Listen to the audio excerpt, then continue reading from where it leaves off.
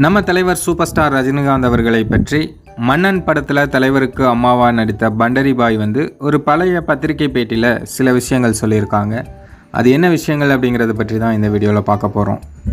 மன்னன் படத்தில் தலைவருக்கு அம்மாவா நடித்தாங்க அப்படிங்கிற ஒரே காரணத்துக்காக தலைவர் பண்டரி பாய்க்கு நிறைய உதவிகள் பண்ணியிருக்காங்க. இது பற்றி பண்டரி பாயை என்ன சொல்கிறாங்க அப்படின்னா, மன்னன் படத்தில் ரஜினியின் அம்மாவாக நடித்த என் மீது பாசத்தை பொழிந்தார்.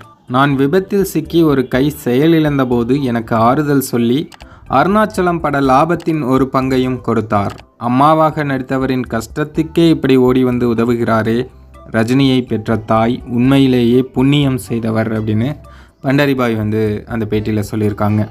அதாவது தலைவர் ரஜினிகாந்த் அவர்கள் என்றைக்குமே உதவி செய்கிறத வெளியில் சொல்கிறதே கிடையாது. அவர் மூலமாக யார் உதவி பெற்றாங்களோ அதை அவங்க வெளியில் சொல்லும்போது அது வெளியில் தெரியுது. இப்போ அவங்க சொல்லாமல் விட்டாங்கன்னா அந்த விஷயமும் வெளியே தெரியாது.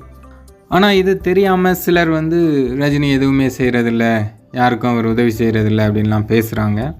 சிலர் தெரிஞ்சே பேசுகிறாங்க. தலைவர் மேலே உள்ள பொறாமையில் வன்மத்தை கக்கணும் அப்படிங்கிறதுக்காகவும் சிலர் பேசுகிறாங்க.